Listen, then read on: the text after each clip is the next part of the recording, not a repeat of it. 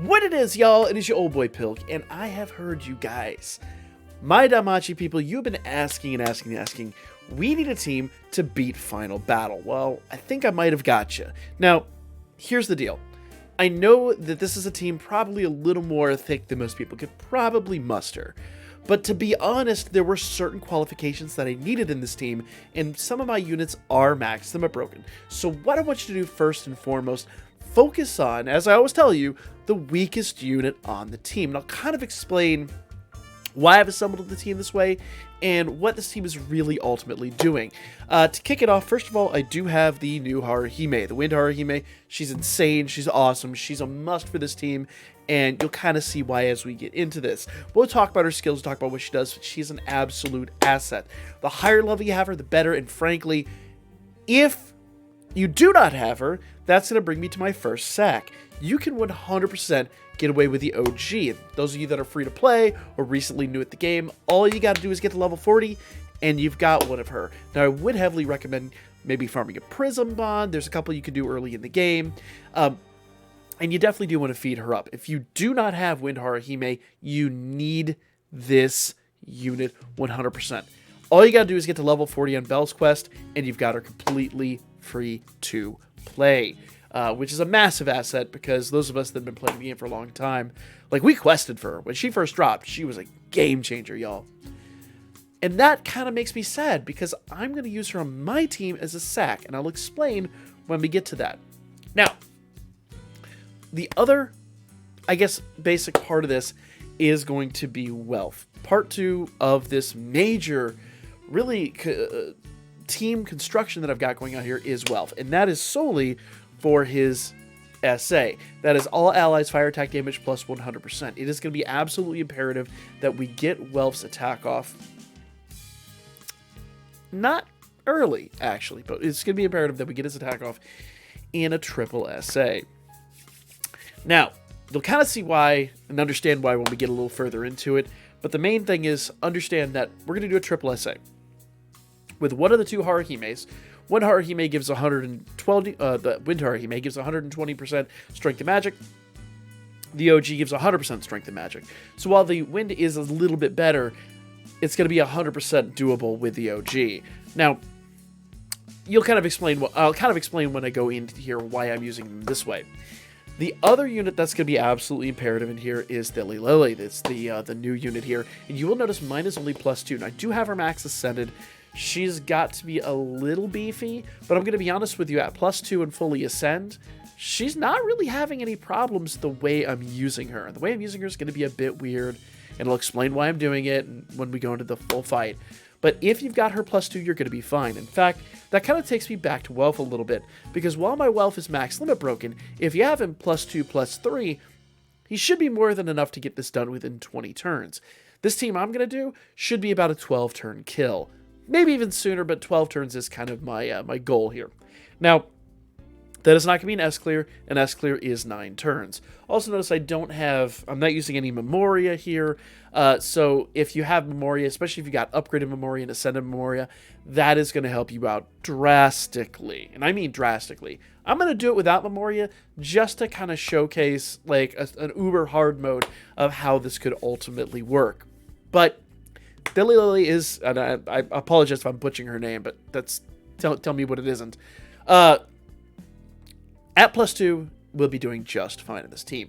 If you have her +3 and only 3-star hero ascended, I bet you that's a great compromise.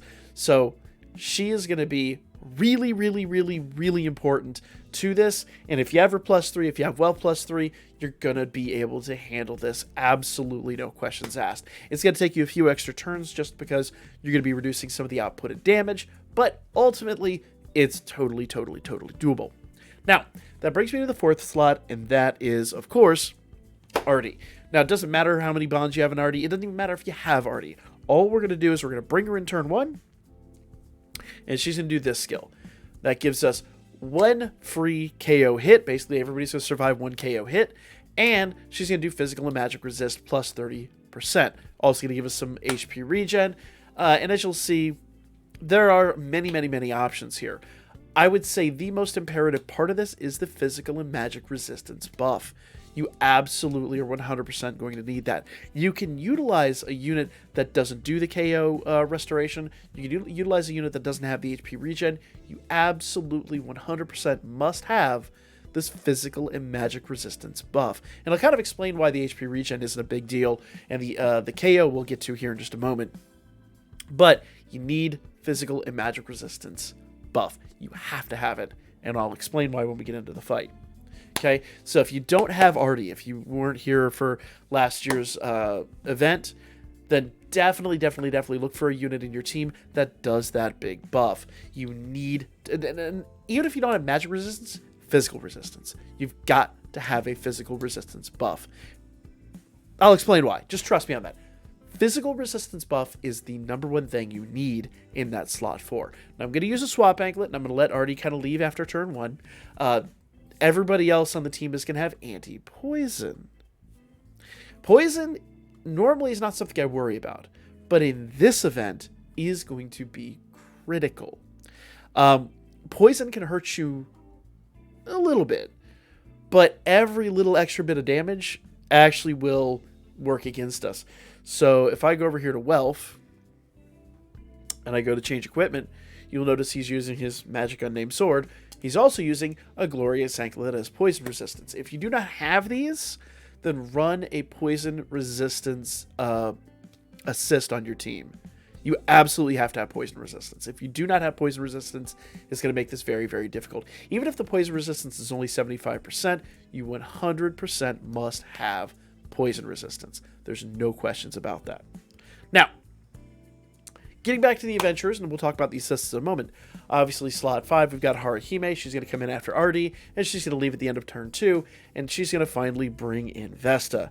Now, my Vesta is max limit broken, and that's because I really wanted to utilize her along the way, but she's only got 3-star Ascension, and I'm going to be honest here, with as little damage as she winds up taking throughout this fight, and for one of her major skills, which is going to be, if we go in here, her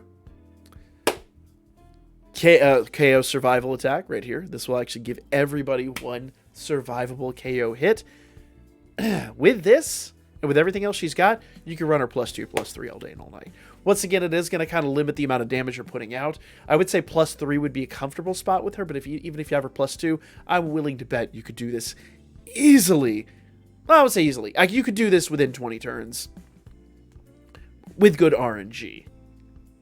Now, I challenge anybody out there to try that. If you have this team, but at much lower levels than I have them, give it a try, guys. Even if you don't succeed the first time, build a great skill flow, follow along, try it 2 or 3 times. There's absolutely no harm in that. The only downside to Final Trial versus a lot of the other events we've had like this and the other EX missions and stuff like that is that we are limited to 20 turns, and that super sucks.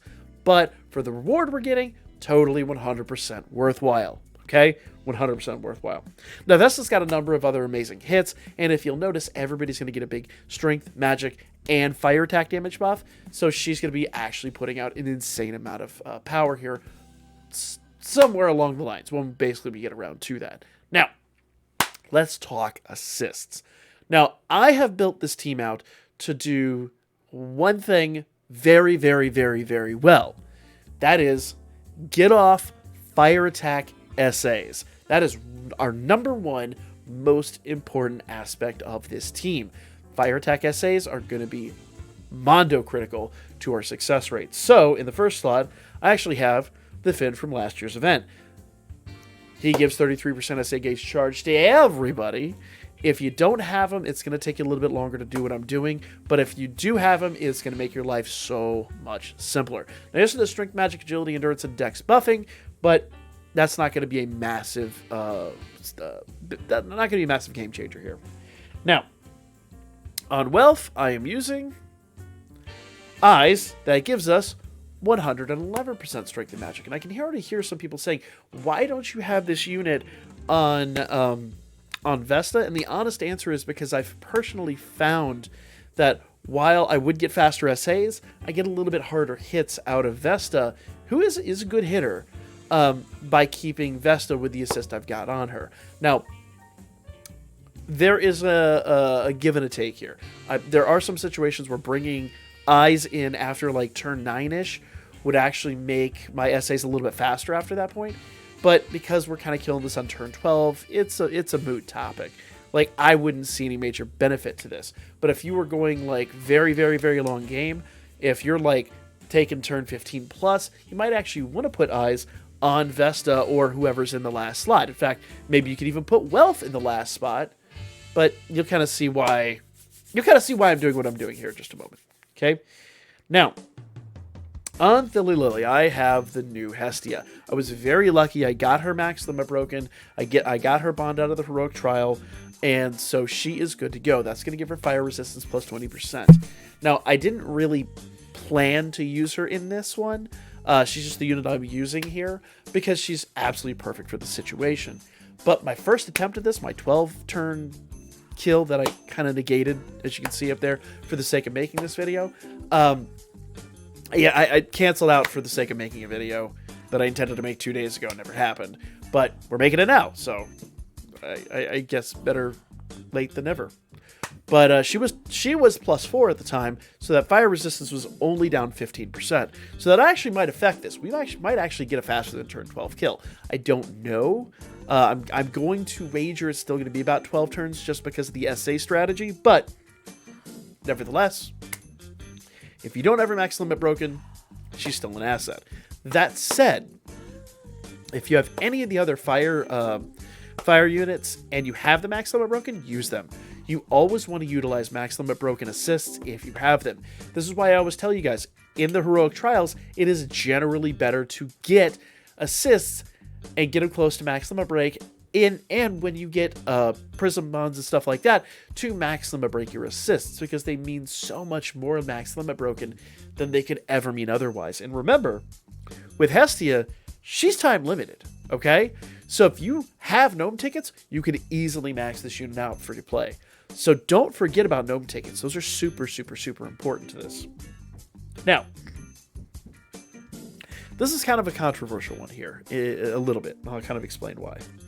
On Artie, I do have Aphrodite. The Aphrodite has a really amazing physical stat. And because most of my units are magic, with the exception of Thilly Lily, I could really use Aphrodite anywhere I wanted to.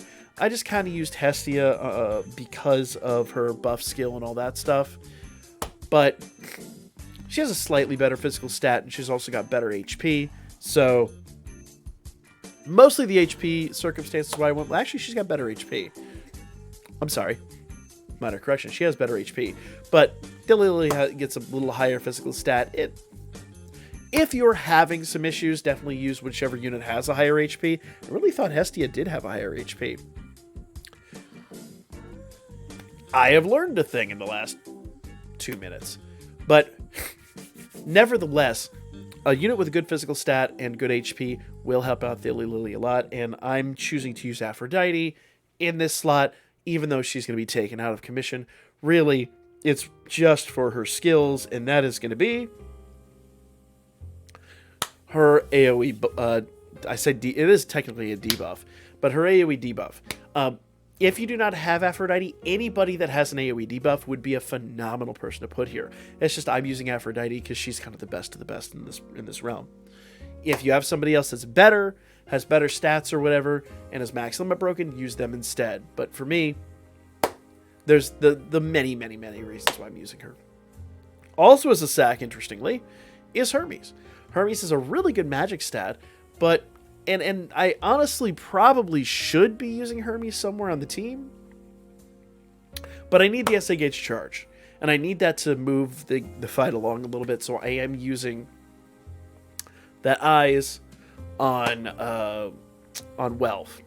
Hermes would be a great addition on there, but it is going to take me longer to beat the stage, so I've opted to go with what I went with there. But Hermes does magic resistance debuff, and you've got to have magic resistance debuff on this team. He also does counter rate and guard rate buffing, but the magic resistance debuff is the #1 reason he's on the team. Because remember, both Arahimes, Wealth, and Vesta are all magic units. So I think she's magic units. Brain is failing me at the moment. Yeah, she's magic. I knew it. Brain, shut up. She's magic. We know she's magic. Doesn't make sense for her to be physical, but sometimes our brains are dumber than we think. So that is the number one reason he is there. Now, physical resistance debuffing would help Thilly Lily along, but I've personally found that for my build, it's not necessary. She is a minor character in this, I hate to say. As much as I built her up at the beginning, everybody else is doing so much more on my team. Now, if you find that she's your biggest hitter, swap him out with somebody that does physical resistance debuffing. Go for it. If you don't have Vesta, you've got somebody else to do the trick. You've got Artie to do exactly what Vesta's doing. Then go ahead, use physical resistance debuff there. But brings me to my last assist, and this is Hephaestus. Hephaestus is a phenomenal unit. She's got a really good magic stat. She does all allies magic plus 20%, fire and water attack damage 15%. So she's going to give 15% fire attack damage to everybody. Whenever you do an elemental buff, you want that to be the last person that comes in, because then everybody gets that elemental buff. If I put eyes here and put Hephaestus where I have wealth, then basically Vesta would no longer get all those buffs. She would totally like ignore that, and she would be missing out on some extra damage. And she's going to be really important damage-wise just from her basic stats. So every little thing I can do to get more damage out is going to be important. So let's go ahead and jump in, and let's get down to this and talk about what each character is doing and why they're doing what they're doing. So I'm going to kick this off by doing Dawnwind with Haruhime. This attack needs really no introduction. It is super critical, super important. It's going to give everybody 33% SA gauge charge. It's going to go ahead and do all target attacks down 35%. It's going to do so much, and it's going to give us the buff regen that we're desperately going to need. Granted, that's actually done on turn 2, 3, and 4, but it's going to be really important. Okay? Wealth is just going to kind of do skill 1, as is Thilly Lily. Now, Thilly Lily's got an interesting situation here. And when I initially talked about her, I kind of read this wrong. Okay? She does self. Strength and fire attack damage plus 80%, and physical resistance down 40%. She grenades her own physical resistance. She puts herself in a very, very, very tight spot. Now, for the next 4 actions, she's going to do a low fire physical attack with foe's ultra penetration rate. Remember this skill well. It's the last time you're going to see it. Well, I lie. I'll talk about it on turn 5, but nevertheless, this is the last time we're going to use it. Because when she grenades her physical resistance, she's also going to grenade our ability to win this. Hence why we bring in someone that does physical resistance buffing. Also, let's go ahead and do this turn. Also, just to make sure that she's extra not going to die, we're going to bring in this Haruhime, and we're going to do skill 1, which is going to take strength and magic down 40%. So, there you go, guys. There you go. Yeah. So the long and the short of it is here, you want to debuff the enemy as much as possible. Now, granted, they're going to remove their debuffs on turn 6, but by that point, her physical resistance debuff is going to have worn out. So, we're not really worried about that. So we're going to do Akane with her. We're going to do skill 3 with the Wind Haruhime. We're going to do skill 2 with these other two. And because that's just really their biggest hits, everything else is single target. Now, her single target is phenomenal, but we're not going to need that yet. There will come a time where we'll need it, but we're not going to need it yet. Okay? And Welf's second skill, granted, once again, single target on his third skill, but Welf's AoE attack, because we have 3 foes, gives us fire resistance down 40%. That's going to be really important. He also does 2 extra actions, low fire magic attack. It removes magic resistance buffs on the foe, so any magic resistance they have is gone. So, good stuff. And because that's his biggest hit, and we never have buffs removed, we're going to basically just skate by spamming that attack. He's always going to be in his best situation. He's always going to be very happy there. Now, other Hestia left, we brought in Vesta. And of course, what did I say Vesta was going to do? She's going to do this attack that gives herself a basically a free KO hit.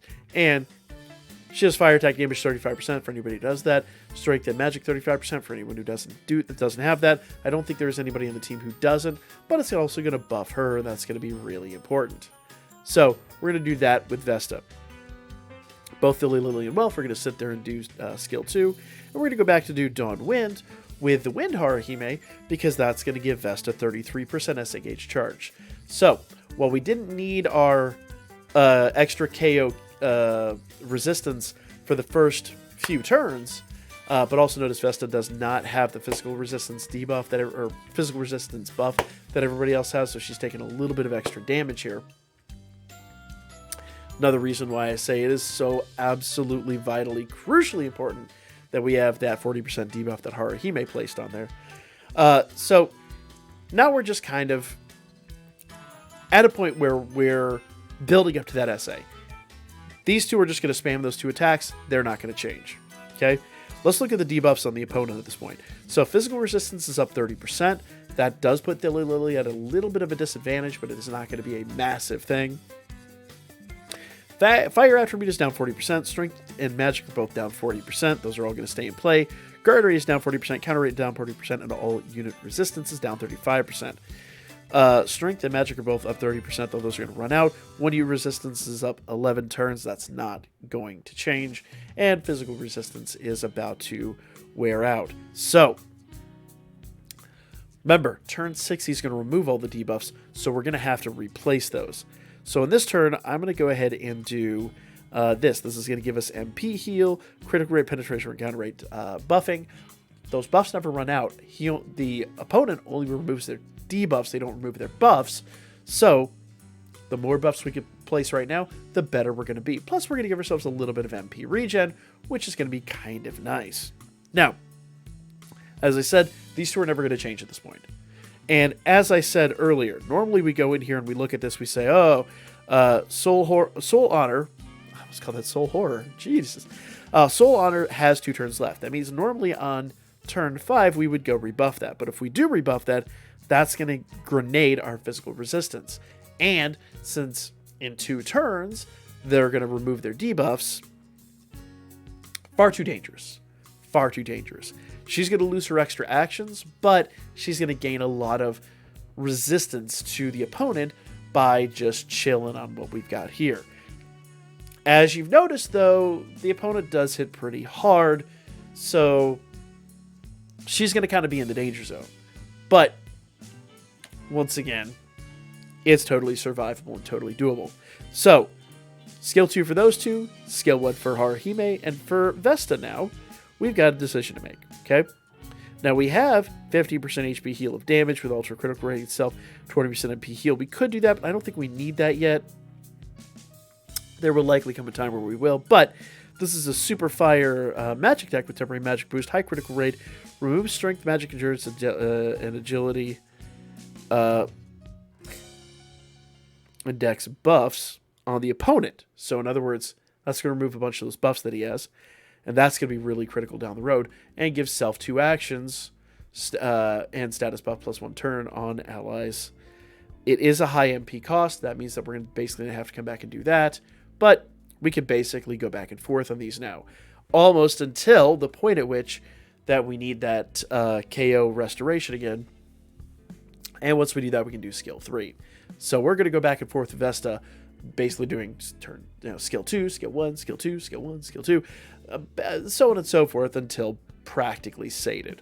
Now, turn 5, nothing different. I'm going to do Blowing Wind only because it's kind of our biggest attack that Haruhime has. I know that buffs their debuffs, but at the same rate, it is what it is. They're going to be going next turn. It's not that big of a deal. I'm only doing it because it's their super class attack. That's really the only reason. Those two, once again, they stay doing what they stay doing. Vesta, on the other hand, I'm going to go ahead and... Well, she got a decent amount of MP regen out of that. Because, actually... Let's see. Let's see, 20% MP. So I'm going to do this one more time. Just because of reasons. Her MP might start hurting next turn, but that's fine. We can do skill 1, and we'll be just fine, pretty much. So, now we're at the state where we're starting to take some extra damage. Notice those debuffs are gone. I think I said the debuffs are on turn 6. Turn 5, apparently, as it turns out. I was wrong on the number. So now, we've got to replace those debuffs. So, there we go. Fire resistance debuff. I don't think she has any. Nope, those are all buffs. So, basically, everything we need is on skill 2 with these two. That's perfect. And Haruhime should probably do Dawn Wind again. Yep. So we're good to go. Now, I can go ahead and do this. This is going to go ahead and remove well, it's going to give her 15% HP heal of the damage dealt, and it's going to give her 20% MP back. So let's go with that. Now, Thilly Lily actually took a ton of damage here. And if let's see here. So she lost her, she actually lost her, her KO survival. I think I wasn't paying enough attention. I think they just hammered down on her, especially. I was too busy yakking. This is not the way it has happened before, but once again, it's RNG. It's totally random. They all apparently just targeted her. Now, Haruhime will do some healing here. I might make a creative decision. How do our buffs look? Our buffs are beautiful. Our buffs really need no help. So, let's do this. Yeah. That's going to give... That's an MP heal, though. Yeah, that's fine. We'll do Dawn Wind anyway. We'll do that just to get the buffs back in play. Let's see. If I do that and she's not healed, then she is pretty much guaranteed to kick it, though. Tough call here. This is a fast skill, so I'm going to go do this anyway. Hopefully she doesn't get hit. It's going to be completely up to chance at this point. I could do a double SA, but even that isn't going to save her. So yeah, we'll just stick to this. We'll just stick to the plan. If she dies, we'll rerun back through it. Okay, got a little bit of health there. Perfect, absolutely perfect. Worked out great.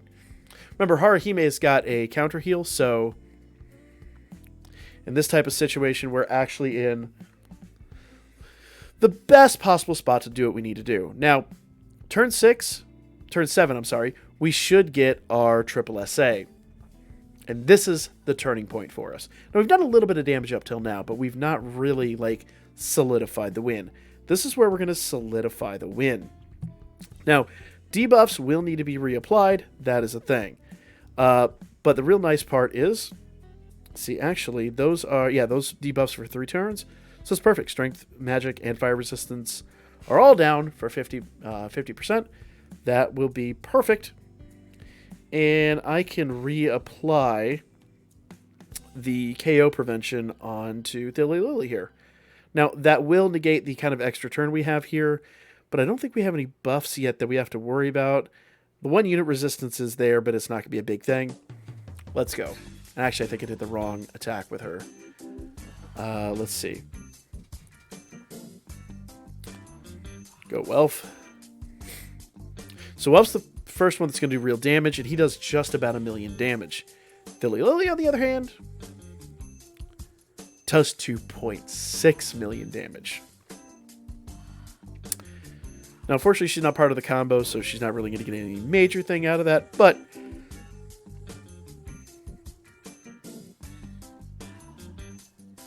Alright.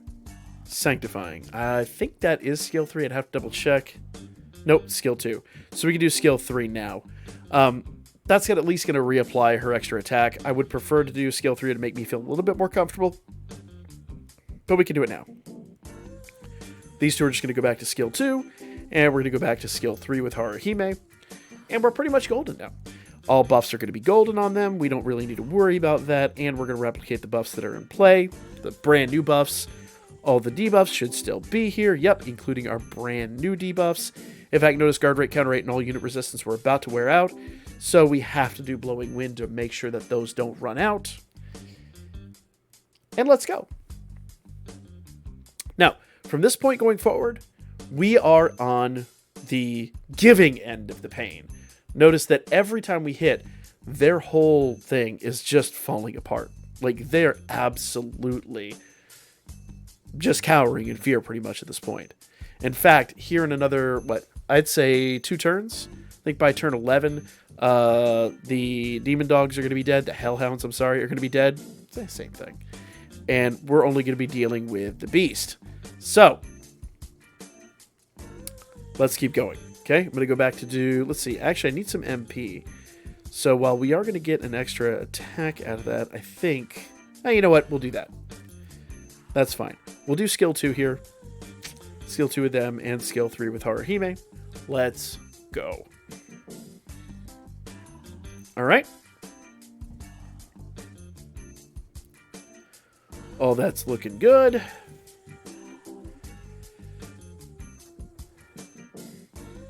Absolutely beautiful. Absolutely beautiful. Let's go. Now, I can do another essay with Philly Lily. She does 60% per each self-strength buff skill. It's going to give her 120% buff. Now, there's going to be some questions. Why am I not using Vesta? Well, she does 20% per each target strength, magic, agility, endurance, and dex reduction. Let's see what we've got. Okay? So before we get too crazy and do that, because I will need to do some MP regen on this turn. Let's see. Okay, so we have strength, magic, and that's it. Let's see, strength resistance there. So we really don't even have them. Do we have agility reduction? We don't have enough to give her plenty of her buff. She'll get a meager percentage. So I really don't think essaying with Vesta is going to be in our best interest. I'm going to essay with Philly Lily and let Vesta do her MP regen. I think that's going to be a much better situation for her. Haruhime, let's see, Dawnwind has 1 turn left. How are her debuffs looking? Her debuffs are golden, so we're going to go ahead and do Dawnwind, just in case we have to go a little further. Let's see what she does on her own. She did 2.6 as a group, 1.8, almost 2 million solo. I want to emphasize this is +2. To be fair, she has Beast Killer, and that's the #1 reason she was on this team. She has that Beast Killer skill. She is basically, I won't say soloing the vent, but she is our #1 DPS at this juncture. And notice that's a complete turnaround from before when she was pretty much a glass cannon. So you get past the first 4 turns. Yes, we're not getting her extra actions, but I would argue it's not really necessary. So let's go back to skill 2. Skill 2. There is some argument that maybe I could use the physical resistance. You know, at this juncture, they're so debuffed that the physical resistance debuff wouldn't be a big thing. But I don't want to risk losing her. And I'd rather not play it fast and loose. I'm literally just going to spam skill 2 with them. And go back to spamming skill 3 with Haruhime. And I'm going to go back to skill 2 with Vesta. Now, notice we're planning on playing this game with Vesta where she's almost out of MP. We're going to do regen. Then we're going to do skill 2. So, like I said, we're going to go 1, 2, 1, 2, second, like 2, 1, 2, 1, 2, 1, over and over and over again. And we should have a run out of MP, but we'll come fairly close. Ooh, Vesta, you need a heal, girl. Haruhime, you got that for me? Certainly hope you do, because I cannot afford to lose a unit here. Now, to be fair, we're not going to, it's not going to ruin the A clear by not getting the kill here. But let's go ahead and give Vesta her SA. And everybody else just kind of does their thing. Let's go. Should get another crazy good hit here. Ooh, a little bit lower. A little bit lower. Vesta fell! Haruhime, you had 1 job. Actually, you had like 72 jobs, but it is RNG. All right, so that kind of kiboshed our turn 12 kill. That's okay. RNG is a total thing. Let's just spam what we've got. We're going to do skill 3 with Haru, skill 2 with both Wealth and Philly Lily. And here we go. Bam. Good stuff. So I kind of feel like somewhere along the way we missed something or whatever, but you know, we got our clear. Now this will probably be a B clear now. Yeah, B clear. Without losing a member. Okay, so it isn't just clear. It is clear without losing a member, but we did it within 15 turns. So we got our B clear. The nice part about this, I was really hoping for an A clear, but Vesta died. We have our 4-star 11 draw ticket. Now, normally I would summon on this right now, but I'm going to save this for the stream tonight. So, guys, tonight at 10 p.m. Eastern Time will be the Danmachi live stream. Stop in. We're going to do the summon at some point during the stream. I've got some other tickets and things like that to blow as well. And we're going to go for the final trial S clear, which probably means I've got to do some farming to get some star bonds for Thilly Lily. So that's going to be the video. Like, comment, share. Keep an eye out. We'll have the final trial S clear coming up soon. But spoiler alert, I think literally the team that I'm using now is going to be the same team, just with the Maxima Broken Thilly Lily. Though I don't know. I could be wrong in that. And maybe we swap Vesta out. I really don't know. But like, comment, share, and make sure you subscribe to see that video when it drops. Fingers crossed tomorrow, but it entirely depends on what we build tonight. See you guys soon.